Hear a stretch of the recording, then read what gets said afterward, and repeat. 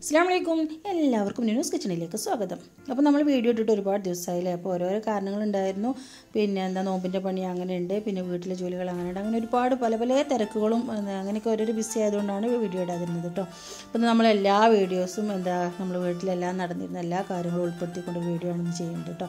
അപ്പോൾ അതിൻ്റെ ഇടയിൽ മോനൊന്ന് ബാംഗ്ലൂർ പോകുന്നുണ്ട്. മോന് പോകുന്ന കാഴ്ചകളുണ്ട്. പിന്നെ അതുപോലെ നമ്മളെ നോമ്പിൻ്റെ പണിയൊക്കെ എടുക്കുന്നത് അങ്ങനെയുണ്ട്. അങ്ങനെ ഓരോരോ അതിൻ്റെ ഇടയിൽ കൂടെ നമ്മളൊരു കറിയും കൂടി ഉണ്ടാക്കണം. അങ്ങനെ എല്ലാം കൂടി ഉൾപ്പെടുത്തിയിട്ട് നമ്മളൊരു വീഡിയോ ചെയ്യാം കേട്ടോ. അപ്പോൾ ഒരുപാട് ദിവസമായി വീഡിയോ ഇട്ടപ്പോൾ എൻ്റെ അടുത്ത് പേഴ്സണലായിട്ട് ഒരുപാട് ആൾക്കാർ വന്നിട്ട് ചോദിക്കുന്നുണ്ട്, നീ എന്താ ഇപ്പോൾ വീഡിയോ ഇടയിൽ നിർത്തിയിട്ടുണ്ടോ, അതോ നീ എന്താ ഇടുന്നില്ലേ, നിർത്തിയോ, അങ്ങനെ യൂട്യൂബ് ചാനൽ തന്നെ നിർത്തിയോ, അങ്ങനെ ഓരോരോ കാര്യങ്ങളൊക്കെ ചോദിക്കുന്നുണ്ട് കേട്ടോ. അപ്പോൾ യൂട്യൂബിൻ്റെ പരിപാടി നിർത്തിയിട്ടൊന്നുമല്ല, പക്ഷേ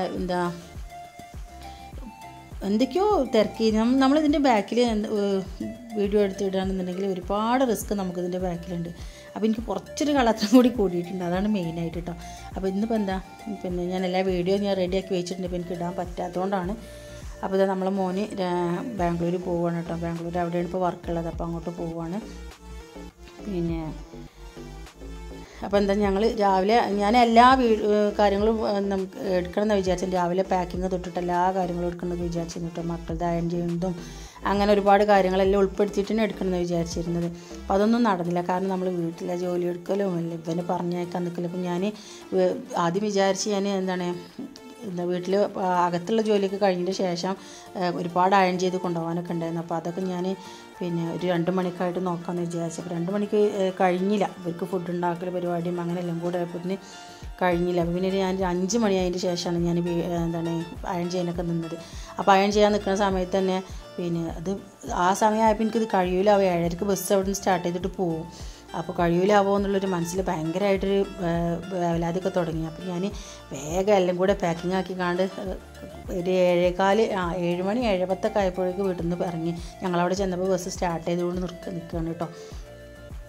അപ്പോൾ ആ ഒരു തിരക്ക് കാരണം ഒരുപാട് വീഡിയോ ഞാൻ ഇതിൽ ഉൾപ്പെടുത്താനൊന്നും പറ്റില്ല. ബിരിയാണി വെക്കുന്നു കൊടുക്കുന്നു അങ്ങനെ ഒരുപാട് സംഭവങ്ങളുണ്ടായിരുന്നു. അപ്പോൾ ചിലതൊന്നും ഞാൻ വീഡിയോ എടുത്തിട്ടില്ല. കുറച്ച് ഭാഗങ്ങളൊക്കെ എടുത്ത് വെച്ചിട്ടുള്ളായിരുന്നു കേട്ടോ. അപ്പോൾ ഇപ്പം പോവുകയാണ്. പിന്നെ അപ്പോൾ ഞങ്ങളവിടെ എത്തിയപ്പോൾ തന്നെ 7:10 ആയിട്ടുണ്ട്. അപ്പോൾ ബസ് അങ്ങനെ സ്റ്റാർട്ട് ചെയ്തുകൊണ്ട് നിൽക്കുകയാണ്. അപ്പോൾ അവിടെ പോകാൻ വേണ്ടിയിട്ട് അപ്പോൾ കുറച്ചും കൂടി വൈകിട്ടുണ്ടെന്നുണ്ടെങ്കിൽ ബസ് പോയിരുന്നു.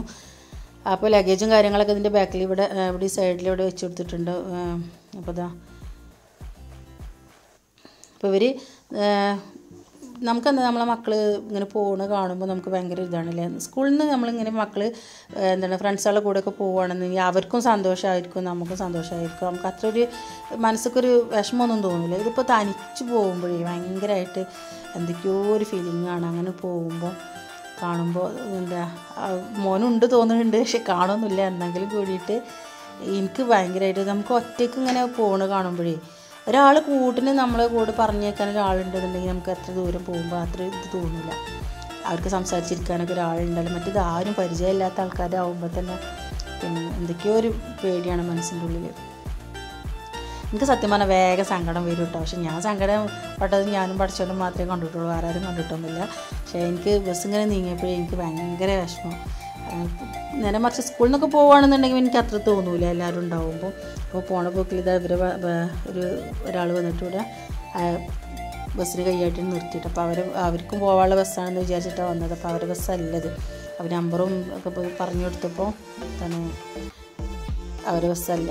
അപ്പോൾ കുറച്ച് സമയം അവരോട് സംസാരിച്ചിരുന്നു. അപ്പോൾ അങ്ങനെ പിന്നെ അതിൻ്റെ ഇടയിൽ പിന്നെ ഞാൻ ബേക്കറി ഒന്നും വാങ്ങി കൊടുത്തിട്ടില്ല. പിന്നെ ബേക്കറി വേണ്ട വിചാരിച്ചു. പിന്നെ ഓറഞ്ച് കുറച്ച് വാങ്ങിയിട്ട് കൊണ്ടുവന്ന് കൊടുത്തിട്ടോ. ഞാൻ മറന്നിരുന്നു. അതൊക്കെ ഞാൻ ഇതിൻ്റെ ഇടയിൽ മറന്നതാണ്. ഇതെല്ലാം ഞാൻ തന്നെ എല്ലാം കിടന്നിട്ട് ചെയ്യണ്ടേ. അപ്പോൾ അതിൻ്റെ ഇടയിൽ അതൊക്കെ മറന്നുപോയി ഞാൻ.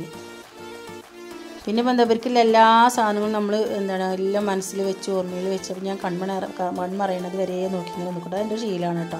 കണ്ണെന്ന് പറയണത് വരെ ഞാൻ അങ്ങനെ നോക്കിക്കൊണ്ടേയിരിക്കും. അപ്പോൾ ഓരോന്നും അങ്ങനെ പാക്കാക്കി അങ്ങനെ കൊണ്ടുവന്ന് എല്ലാം പിന്നെ അവർക്ക് അവിടെ ചെന്നിട്ട് അങ്ങനെ എടുത്താൽ മതി. പക്ഷെ എന്നാണ്ട് ഇരുന്നാൽ മതി, നോക്കൊന്നും വേണ്ട.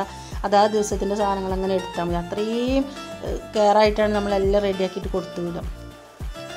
അപ്പോൾ അങ്ങനെ അവൻ പോയി കഴിഞ്ഞതിന് ശേഷം പിന്നെ മോനവനെ ട്യൂഷനെടുത്തിട്ട് പിന്നെ ഇവിടുന്ന് പൊറാട്ടയൊക്കെ വാങ്ങിയിട്ട് അങ്ങനെ പോകുന്നുണ്ട്. അപ്പോൾ അത് കഴിഞ്ഞതിന് ശേഷം ഇനി നമ്മളെ പരിപാടി തുടങ്ങാം നമുക്ക്. അപ്പോൾ ഞാൻ ചെറിയൊരു കറി ഉണ്ടാക്കുന്നൊരു ഇതും കൂടി ഉൾപ്പെടുത്തിയിട്ടുണ്ട്. പിന്നെ നമുക്ക് ഇൻഷാല്ല കറിയും ഇങ്ങനെയുള്ള കറിയുമെന്നൊക്കെ നമ്മൾ വിട്ടിട്ടുണ്ട്. ഇനി ഇൻഷാല്ല നമുക്ക് പലഹാരങ്ങളെ തിരക്കായി തുടങ്ങിയില്ല.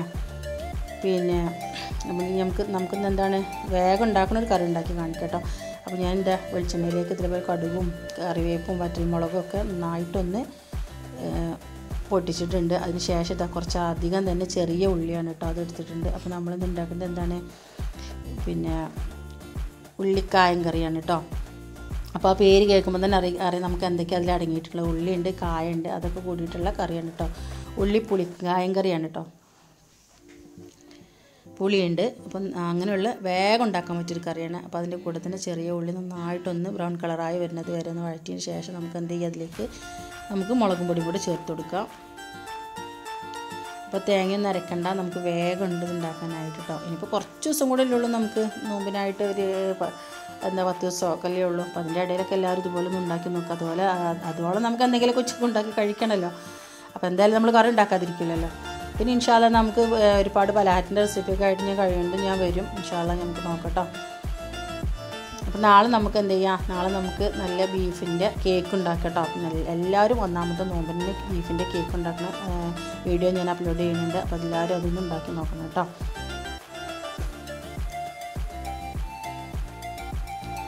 അപ്പോൾ ഇത് മുളകും പൊടിയും മഞ്ഞൾപ്പൊടിയൊക്കെ നന്നായിട്ട് തെളിഞ്ഞ് വന്നിട്ടുണ്ട് ഇതിലേക്ക്. അപ്പം നമുക്ക് പുളി ഒഴിച്ചു കൊടുക്കാം കേട്ടോ. അപ്പോൾ കുറച്ചധികമായിട്ട് പുളി തന്നെ ഇതിൽ മുന്നിട്ട് നിൽക്കണം കേട്ടോ. പുളിയുണ്ട്, അതുപോലെ എരിവും ഉണ്ട്, പിന്നെ നമ്മൾ ലാസ്റ്റ് കായം കൂടെ ചേർക്കുന്നുണ്ട് കേട്ടോ. അപ്പോൾ ഇത് മൂന്നും മാത്രമേ ഇതിലുള്ളൂ. ഇത് മതി. ഇത് ഞാനെങ്ങനെ കഴിക്കാമെന്ന് വെച്ചിട്ടുണ്ടെങ്കിൽ ഇത് കറി ഉണ്ടാക്കി വെച്ചിട്ട് ഫ്രിഡ്ജിൽ വെച്ചിട്ട് തണുപ്പിച്ചിട്ടാണ് കഴിക്കുക കേട്ടോ. അപ്പോൾ നമ്മൾ ഉപ്പ് ചേർത്തിട്ടില്ലായിരുന്നു. അപ്പോൾ പാകത്തിനുള്ള ഉപ്പ് ചേർത്ത് കൊടുത്തിട്ടുണ്ട്.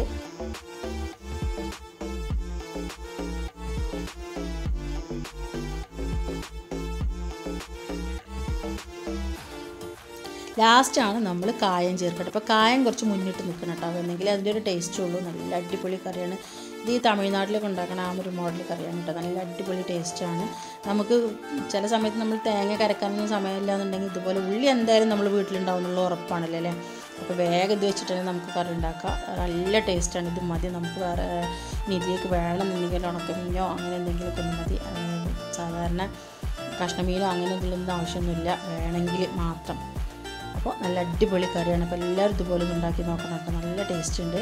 തേങ്ങ അരക്കാനോ വറുക്കാനോ പിടിക്കാനോ ഒന്നും നിൽക്കണ്ട, പെട്ടെന്ന് ഉണ്ടാക്കാൻ പറ്റിയൊരു കറിയുണ്ട്. കുറച്ചധികം ചെറിയ ഉള്ളി ഒന്ന് തൊലിച്ചെടുക്കണം എന്നുള്ളത് മാത്രമേ ഉള്ളൂ.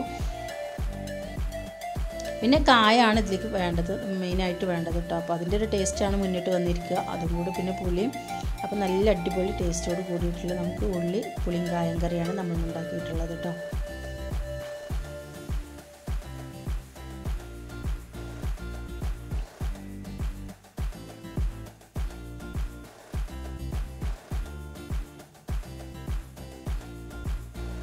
പിന്നെ അതിൻ്റെ ഇടയിൽ ഞാൻ ഈവനിങ്ങിൽ എന്ത് വെച്ചിട്ടുണ്ട്, ഒരു ദിവസം ഞാൻ ബ്രെഡ് പോളയും കൂടെ ഉണ്ടാക്കി. നമ്മൾ സുന്നത്ത് നോമ്പിൻ്റെ ഇതിൽ ഞാൻ ബ്രെഡ് പോളയാണ് ഉണ്ടാക്കിയിരുന്നത് കേട്ടോ. പിന്നെ ഇൻഷാ അല്ലാ നോമ്പിന് എല്ലാവരും ബ്രെഡ് പോളൻ്റെ റെസിപ്പിയൊക്കെ നമ്മൾ വീഡിയോയിലുണ്ട്. അപ്പോൾ അതൊക്കെ കാണാത്തവരുണ്ടെങ്കിൽ അതൊക്കെ പോയിട്ട് കാണണം. അതുപോലെ എല്ലാവരും ഒന്ന് ഉണ്ടാക്കി നോക്കണം. നോമ്പിന് എല്ലാവർക്കും ഇഷ്ടപ്പെട്ട ഒരുപാട് ഐറ്റംസ് ഉണ്ട്. നമുക്ക് ഇതുപോലെ സ്നാക്ക് ഐറ്റംസ് ഒരുപാടുണ്ട്. അപ്പോൾ എല്ലാവരും ഇതുപോലെ ഒന്ന് ഉണ്ടാക്കി നോക്കണം കേട്ടോ.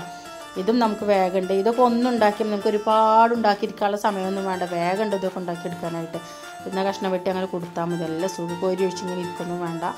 അപ്പോൾ ബ്രെഡ് പോളൊക്കെ എല്ലാവരും ഒന്ന് ഉണ്ടാക്കി നോക്കണം. പിന്നെ എന്താ, എല്ലാവർക്കും ഇതുപോലെ അരി മല്ലി മുളക് എല്ലാവരും കെട്ടി ഉണക്കി പൊടിക്കലൊക്കെ തുടങ്ങി തോന്നുന്നുണ്ട്. പിന്നെ അതുപോലെ ഞാൻ 15 കിലോ അരിയാണ് എടുത്തത് കേട്ടോ, പച്ചരി. ഇത് മതി. ഇതന്നെ ബാക്കിയാവും പൊടിയൊക്കെ. കാരണം നമ്മൾ വെള്ളവും പലഹാരവും ഇതൊക്കെ കഴിച്ച് കഴിയുമ്പോൾ പിന്നെ പത്തിരൊന്നും ഒരുപാട്. പിന്നെ ഞാൻ മെയിനായിട്ട് പത്തിരൊന്നും ഉണ്ടാക്കില്ല കേട്ടോ. ഒരുപാട് ദിവസം പത്തിരി എനിക്ക് റിസ്ക്കാണ് ഉണ്ടാക്കുന്നത്. എല്ലാം വേണം ഞാൻ തന്നെ. അപ്പോൾ മക്കളൊക്കെ വലിയ കുട്ടികളായി. അപ്പോൾ എല്ലാത്തിനും തൊളിച്ചിങ്ങനെ കൊണ്ടുവരണം ഹെൽപ്പ് ചെയ്യാൻ വേണ്ടിയിട്ട്. അപ്പോൾ നോമ്പും കൂടെ ആയാൽ അല്ലെങ്കിൽ തന്നെ മടിയാവും. അപ്പോൾ പിന്നെ ഇതന്നെ ബാക്കിയാവും പൊടിയൊക്കെ ഉണ്ടാക്കിയാൽ തന്നെ. പിന്നെ ബാക്കി നെയ്ച്ചോറ് ബിരിയാണി അങ്ങനെയൊക്കെ ആയിട്ട് അങ്ങനെ പോകും, കബ്സ മന്തി അങ്ങനെയൊക്കെ ആയിട്ട് അങ്ങനെ പോകും. അപ്പോൾ അതുകൊണ്ട് ഇതന്നെ ബാക്കിയാവും. അപ്പോൾ ഞാൻ 15 കിലോ വാങ്ങിയിട്ട് മാത്രം പൊടിക്കാൻ അത്ര മാത്രമേ അരി വാങ്ങിയിട്ടുള്ളൂ. അപ്പോൾ ഇത് വീടിൻ്റെ മുകളിലേക്ക് പിന്നെ ഹസ്ബൻഡ് പോകും മുമ്പ് തന്നെ മുകളിൽ മല്ലിമുളക് ഇങ്ങനെയുള്ള സാധനങ്ങളൊക്കെ ഞാനിതുപോലെ കയറ്റി തരാൻ പറഞ്ഞിട്ടുണ്ട്. പിന്നെ ഓസ് താഴെ തൈകൾക്ക് നനക്കണ ഓസ് താഴെ നിന്ന് കണക്ട് ചെയ്തിട്ട് മുകൾക്ക് വെച്ചിട്ട് പിന്നെ അവിടെ തന്നെ വെച്ചിട്ട് അങ്ങോട്ട് കഴുകുകയാണ്. പിന്നെ താഴെ നിന്ന് കഴുകി പിന്നെ മേലേക്ക് ഒരാൾ കൊണ്ടുവരാൻ അങ്ങനെ ഒന്നും നിൽക്കണ്ട. പിന്നെ ഇവിടേക്ക് അടിച്ചു വാരി ക്ലീൻ ചെയ്ത് വിരിച്ചിട്ടിട്ട് ഉണക്കാനിട്ടിട്ടുണ്ട്.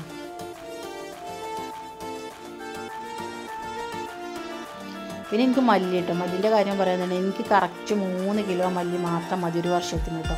അതായത് നമ്മൾ നോമ്പിന് കഴിയുമ്പോൾ നോമ്പിന് ഒരാഴ്ച മുമ്പോ ഒരു 2 ആഴ്ച മുമ്പൊക്കെ ആയിട്ട് എനിക്ക് 3 കിലോ മല്ലി കഴിയും. അപ്പോൾ അപ്പോൾ കുറച്ച് പുറത്തുനിന്ന് വാങ്ങിക്കേണ്ടി വരും. ബാക്കി നമ്മൾ ഇതുപോലെ എന്താണ് നോമ്പെനിക്ക് വീണ്ടും വാങ്ങിക്കും, വീണ്ടും പൊടിച്ച് വെക്കും. അങ്ങനെ 3 കിലോ കറക്റ്റാണ് എനിക്ക് ഒരു വർഷത്തിനുള്ള മല്ലി കേട്ടോ. അപ്പോൾ ഇതിലെ അഴുക്കും കാര്യങ്ങളൊക്കെ ഞാൻ പെറുക്കിയെടുത്തിരുന്നു. അതൊക്കെ കഴിഞ്ഞിട്ട് ആ പാക്കോട് കൂടി പിന്നെ ഇവിടെ കൊണ്ടിട്ട് പിന്നെ അതും കഴുകി പിന്നെ മഞ്ഞൾ കഴുകിയിട്ട് ഉണക്കട്ടെ. പിന്നെ മഞ്ഞൾ ഞാൻ കഴിഞ്ഞ പ്രാവശ്യം അങ്ങനെ തന്നെ ഇപ്രാവശ്യം അങ്ങനെ തന്നെ.